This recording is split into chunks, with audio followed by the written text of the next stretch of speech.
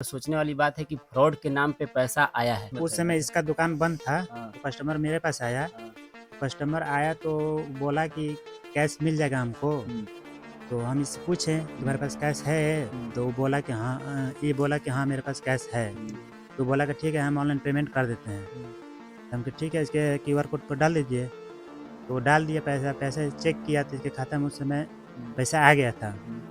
लेकिन 1 दिन के बाद एसबीआई बैंक द्वारा होल्ड लगा दिया गया। इनका ये कहना है कि हम तो पैसा जो हमारे पास आया है, वो पैसा हम उनको दिया।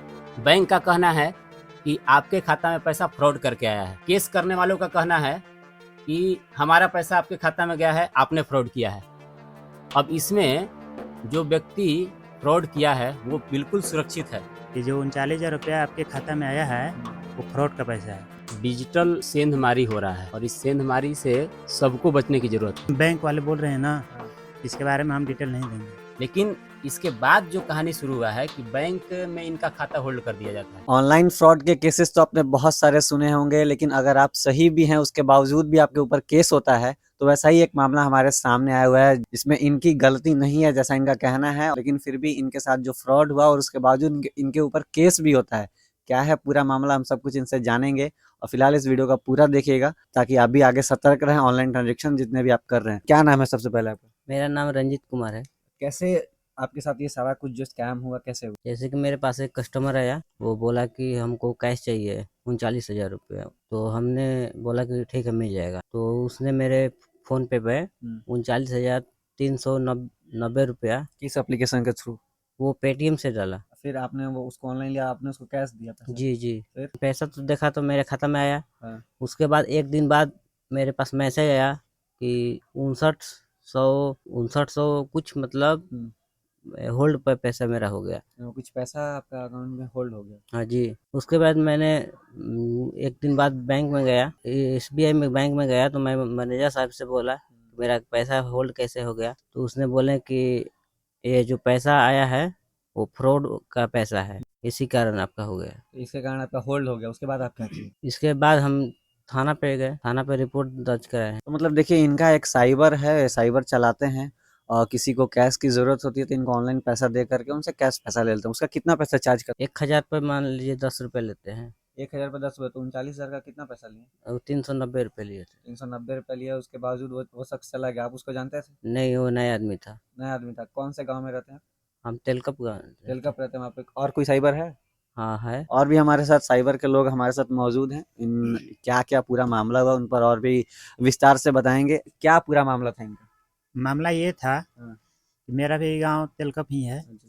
वो जो कस्टमर आया था, हाँ। वो मेरे दुकान पर आया था। आपकी दुकान पे दोनों लोगों का हाँ। अलग-अलग दुकान है? जी। मतलब हम दोनों साथी में थे उस समय। तो अच्छा, उस आप समय लोग उस इसका समय साथ में उस थे? समय अच्छा। इसका दुकान बंद था, हाँ, तो कस्टमर मेरे पास आया। हाँ। तो कस्टमर आया तो बोला कि कैश मिल जाएगा हमको। हुँ, तो हम इससे पूछे तुम्हारे पास कैश है? हुँ, तो वो बोला कि हाँ ये बोला कि हाँ मेरे पास कैश है। हुँ, तो बोला कि ठीक है हम ऑनलाइन पेमेंट कर देते हैं। हुँ, तो हम कहा ठीक है इसके क्यूआर कोड पर डाल दीजिए। तो वो डाल दिया पैसा, पैसा चेक किया तो इसके खाता में उस समय हुँ, पैसा आ गया था। हुँ, लेकिन 1 दिन के बाद एसबीआई बैंक द्वारा होल्ड लगा दिया गया। मैसेज इसके पास आया तो हम लोग गए एसबीआई बैंक में अपने, हुँ, कि हमारे खाता को होल्ड क्यों लगाया गया है भाई? तो एसबीआई मैनेजर जब बोले हुँ, कि जो 39,000 रुपया आपके खाता में आया है, हुँ, वो फ्रॉड का पैसा है। हुँ, तो फ्रॉड का पैसा है तो हम बोले वहाँ पर कि जब फ्रॉड का पैसा है तो दूसरे आदमी क्यों होल्ड लगाएगा? खाता आपके पास है तो? तो बोला कि होल्ड कहीं से लग सकता है। हुँ। वो साइबर क्राइम में केस किया है, इस चलते होल्ड वहीं से लगा है। केस कौन किया है? केस एसबीआई ब्रांच मैनेजर बोले कि एसएचओ फतेहपुर से किया गया है। यूपी से? जी, क्यों तो ये क्लियर नहीं बता रहे हैं। बैंक वाले बोल रहे हैं ना, हाँ। इसके बारे में हम डिटेल नहीं देंगे। अच्छा, यहाँ पे और भी लोग हैं साइबर से रिलेटेड जो मौजूद हैं, जो काम करते हैं इसमें। और क्या ये पूरा स्कैम है वो अभी समझ में नहीं आ पा रहा है। क्या है पूरा मामला? डिजिटल सेंधमारी हो रहा है और इस सेंधमारी से सबको बचने की जरूरत है। हुआ क्या है इनके साथ कि एक व्यक्ति आता है इनके दुकान पे और जैसा कि ये काम करते हैं साइबर का काम जो पैसा लेन देन भी होता है उसमें एईपीएस का ट्रांजैक्शन होता है। कुछ लोग आते हैं कैश निकासी करते हैं आधार कार्ड के थ्रू, कुछ लोग एटीएम से पैसा निकासी कराने आते हैं। उसी क्रम में एक ग्राहक इनके पास आता है जो बोला कि हमको कुछ कैश चाहिए, हम आपके खाते में पैसा ट्रांसफर कर दे रहे हैं, आप हमको कैश दे दीजिए। तो उनका कुछ अमाउंट 39,000 कुछ रुपए का था। कोई कागज आप लाए हैं जरा हमको दिखाइएगा। ग्राहक पैसा इनके फोन पे के क्यूआर कोड पे फोन पे के क्यूआर कोड पे वो पैसा डाल करके और इनसे कैश लेकर के वो चला जाता है। इतना तो ये सामान्य चीज़ है, लोग आते हैं करते हैं ऐसा और जाते हैं, पैसा इनका भी कैश इनके द्वारा दिया जाता है और कुछ चार्ज लेकर के वो लेन देन होता रहता है। ऐसा सब लोग साइबर वाले लोग करते हैं जहाँ भी इस तरह का तमाम साइबर चल रहा है। वो व्यक्ति जो पैसा डाला वो अनजान व्यक्ति था, जो ग्राहक के साथ रूल रेगुलेशन है दुकानदार का उस हिसाब से तो इन्होंने पैसा दे दिया, जो चार्ज लेना था वो ले लिया। लेकिन इसके बाद जो कहानी शुरू हुआ है कि बैंक में इनका खाता होल्ड कर दिया जाता है अचानक से। इनको पता चला कि मेरा खाता होल्ड हो गया। अब खाता होल्ड होने का कारण पूछा गया कि क्या कारण है, वो उन्होंने बताया कि इनके खाता में कोई फ्रॉड के द्वारा किया गया पैसा डाला गया है या आया है कहीं से, जिसके कारण से इनका खाता होल्ड किया गया है। अब यहाँ पर सोचने वाली बात है कि फ्रॉड के नाम पे पैसा आया है, जबकि कोई व्यक्ति दुकान पे आता है वो पैसा डालता है अपने मोबाइल से, तो हम लोग जानते होंगे कि ये उनका अपना वॉलेट रहा होगा या फिर अपना फोन पे से वो पैसा डाल रहे हैं।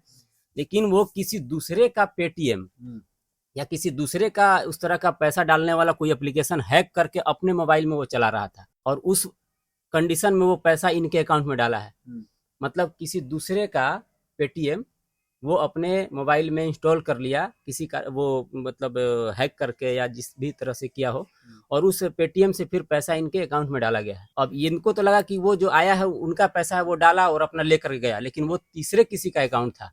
जिसने केस किया वो उस तीसरे शख्स का वो अकाउंट था, उस शख्स का पैसा था। हाँ, जिन्होंने केस किया है, जिन्होंने साइबर क्राइम का रिपोर्ट कराया है, जो एसएचओ फतेहपुर से इनके पास कोई दायर किया गया है मामला, वो उनके खाते से पैसा इनमें आया हुआ है। तो जिनसे कटा है उन्होंने केस कर दिया और वो जो फ्रॉड करके जो पैसा इनके अकाउंट में डाला था वो व्यक्ति तो सीधा सीधा कैश लिया और चला गया पैसा डालने के बाद। इनका ये कहना है कि हम तो पैसा जो हमारे पास आया है वो पैसा हम उनको दिया। बैंक का कहना है कि आपके खाता में पैसा फ्रॉड करके आया है। केस करने वालों का कहना है कि हमारा पैसा आपके खाता में गया है, आपने फ्रॉड किया है। अब इसमें जो व्यक्ति फ्रॉड किया है वो बिल्कुल सुरक्षित है। सरकार, प्रशासन, साइबर क्राइम सुरक्षाकर्मी सब लोग मंत्रमुग्ध हैं। क्या करना चाहिए कुछ नहीं समझ में आ रहा है। अब इनको लग रहा है कि हमको क्या करना चाहिए, इनको भी समझ में नहीं आ रहा है। बैंक को क्या कहना चाहिए, बैंक भी पूरी तरह से अपनी भाषा को नहीं कह पा रहा है या फिर ग्राहक नहीं समझ पा रहे हैं।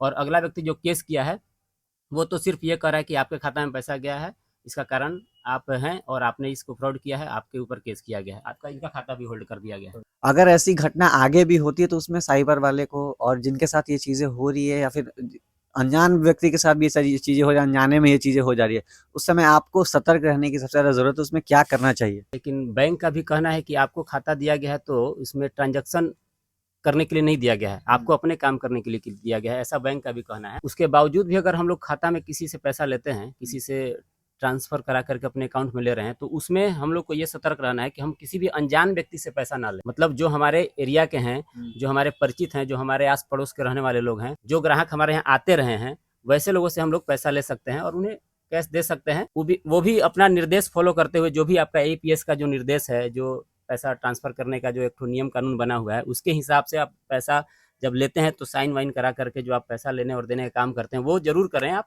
उसके बाद कोई अनजान व्यक्ति से इस तरह का पैसा कभी भी ना लें। किसी भी गैर पर्सन से जो कभी भी दुकान पे नहीं आया हो और वो पैसा अगर दे रहा है तो कोई भी रुपया, चाहे वो 50 रुपए का ही राशि क्यों ना हो, लेना एकदम अपराध के बराबर है। इसलिए आप जिससे पैसा लेते हैं, अब तो आपके दुकान पे कोई वीडियो वो सीसीटीवी कैमरे का भी कोई प्रबंध नहीं है, तो आप अपने लिए कम से कम इतना तो जरूर रखें कि जो अनजान व्यक्ति आ रहा है, पैसा दे रहा है, उसका आप साइन कराएं, उसका आधार कार्ड का फोटो खींच करके रखें या उसका फोटो कॉपी करके रखें या रजिस्टर मेंटेन करके रखें या उसके साथ एक वीडियो फोटो उसका बना करके भी आप अपने मोबाइल में सुरक्षित रखें, तब आप पैसे का लेन देन करें। अभी आपने ये जो पूरा मामला सुना, इसमें सवाल ये उठता है कि इन्होंने जब ट्रांजैक्शन इनके अकाउंट में हुआ 39,000 कुछ रुपए का, तो होल्ड बैंक सिर्फ 5,900 रुपए पर ही क्यों लगा? ये सवाल उठता है। और साइबर वाले जितने भी साइबर अपना चला रहे हैं, जिनके साथ ये ऑनलाइन ट्रांजैक्शन को लेकर के जितने भी काम होते हैं, तो इसमें सतर्क रहने की तो पहले बहुत ज्यादा जरूरत है। तो आपने इस पे कंप्लेन किया है? जी, कहाँ पे? वो थाना पे किए हैं। किस थाना पे? रोहतास। क्या बोले थाना वाले? थाना वाले बोले कि मेरे पास ऐसी छोड़ दीजिए कागजात और बाद में हम जानकारी लेंगे। जिस शख्स का ये कहना है कि हमारा पैसा इनके अकाउंट में गया है, उस शख्स ने इनके ऊपर केस किया है यूपी से और ये रहते हैं बिहार में। और जब उन्होंने केस किया, लेकिन जो ट्रांजैक्शन करने इनके पास जो पैसा ट्रांसफर हुआ वो शख्स कोई और था, केस करने वाला कोई और थे और पैसा देने वाले ये कोई और थे। इनका ये अपना रोजी रोटी का काम है, इसलिए वो करते हैं ये काम। और लेकिन इनके ऊपर भी हो गया है ये सारा। केस। ये जो पूरा मामला है, इस पूरे मामले पर आपकी क्या राय है, हमें कमेंट बॉक्स में ज़रूर बताइएगा। कुछ दिनों पहले हमने एक सीएससी को लेकर के एक स्कैम हुआ था, उस पर भी हमने एक वीडियो बनाया था। वो वीडियो अभी आप देख सकते हैं, हमारे चैनल पर ही है। ऐसे स्कैम बहुत सारे हो रहे हैं इंडिया में, तो इसमें आपको सतर्क रहने की ज़रूरत है और आगे जो भी कार्रवाई होगी इनके साथ, वो सब कुछ हम आपके साथ शेयर करेंगे। फिलहाल इस वीडियो को ज़्यादा से ज़्यादा शेयर करिए और सतर्क रहिएगा। धन्यवाद।